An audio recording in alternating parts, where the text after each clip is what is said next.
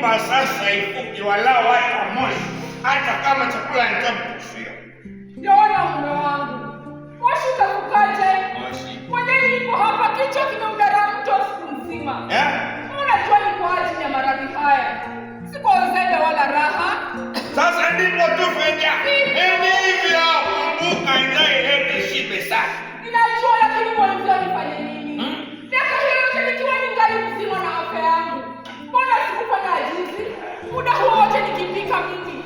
Nikiamana kukukaribisha ule. Niwache leo kazi hiyo nishibe. Nialaumu maradhi.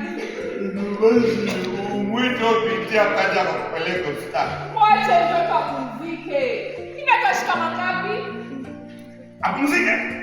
Apumzike. Mimi nilipumzika kupeleka shule. Haidhuru kupumzika. Sote tulijitahidi tukalea. Pamoja na hizo taabu. Ila tulikuwa tunatimiza.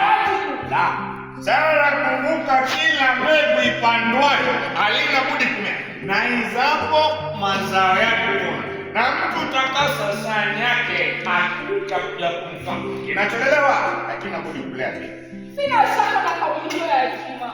Lakini huyo mtu naye pamoja na mzigo wa familia yake amejaribu kiasi chake.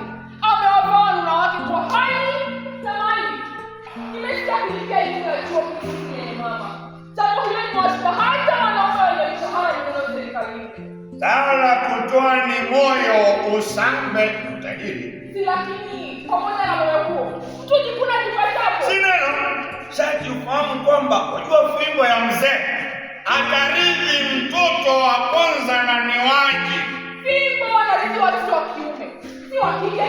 Huyu sasa anakuwa ndoana majukumu yake. Ayona ndio vizuri hata singe imani hiyo ndo. Kama si elimu ambayo nilijinyima mingi nilipata. Mbuka malezi kama ni kanuni kwa kila aliyelea. Kweli, sehemu hiyo nitenda vizuri.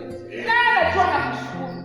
Hata hivyo, aliyapata hakika hayana kibali. Sasa kubwa gani aliyolipi la ajabu amefanya? Sasa kuelipia ndugu zake karo ni jambo la ajabu.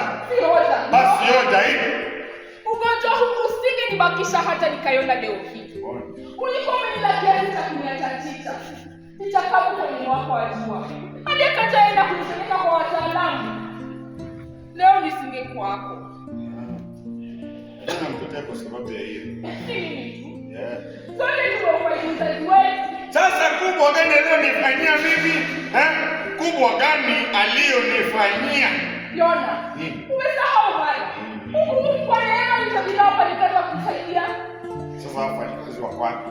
Wa kwanza ndio kamanyani kwa dakika mbili hapo. Kwa pili tumemwachisha kazi sisi wenyewe. Hapo hapo mwaminifu. Sasa. Una kazi gani nyingi hapo? Hiyo ndio ajabu. Kizazi hiki hakitaki kufanya kazi. Kinataka kuja kazini kwa sababu ya mishahara minono. Wachapakazi hodari. Njozi iliyopotea. Nilipokuwa na afya yangu, tulishirikiana kutafuta riziki ya kuwalea hawa watoto wetu. Kweli, japo mara nyingi haikuwa rahisi. Tulijitolea hadi tukashinda. Leo hali ni tofauti na bila yeye na moyo wake rahimu wa kusaidia. Sijui wenzake wangekuwaje. Wajua, wasichana wengi wakiolewa huwasahau ndugu zao. Huyu chuma jongoo na mtu wake. Sisi tuna bahati ya kutaka kutusikiliza na kutupiga jeki. Sasa ndipo asitutilie pondo hapa tena jamani. Hivyo. Nasema tufanye mzigo na tumoleane mzigo. Basi nafana situmwelewe. Wewe wajua ni wazi kama mchana ikikopoa sasa sijui anagharamia matibabu. Unajua utataka kusikia jingine. Jamani mtu ametajiri. Hiyo sababu hata wanatumia hela za kununua dawa. Hata sasa unatumia mapeni unatumia kwenda kwa wazee wenzio ili wakuone shabiki. Shabiki? Ndio. Shabiki? Ndio kwa mshaka kupiga mjele. Waka kusema basi mwanzo kukagua. Na mnageuza tu. Ala! Ala!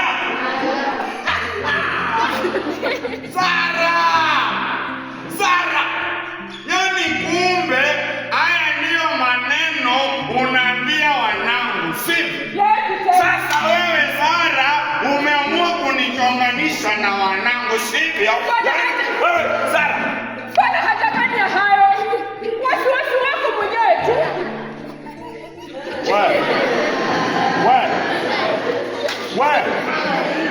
Yaani hiyo ndio tabia nyinyi wanawake. Yaani nyinyi wanawake kadri miaka inavyozidi kusonga mnaye nini? Yaani nyinyi wanawake kadri miaka inavyozidi kusonga mnajiona kama tambara. Acha mbaye mjini pigadeki hapo. Nafanya makubwa mwenzangu. Natambua kuwa hiyo sio mbuka yangu. Sasa mimi nina haja gani ya kufunza mziki? Kila tukizungumza likatokea jambo lisilokukaa vizuri, unarudi pale pale kwa watoto wako.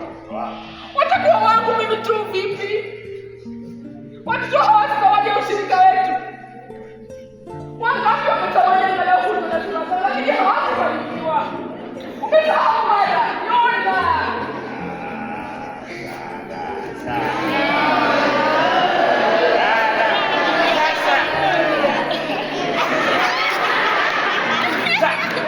Sasa unataka kufanya marefu bure tu.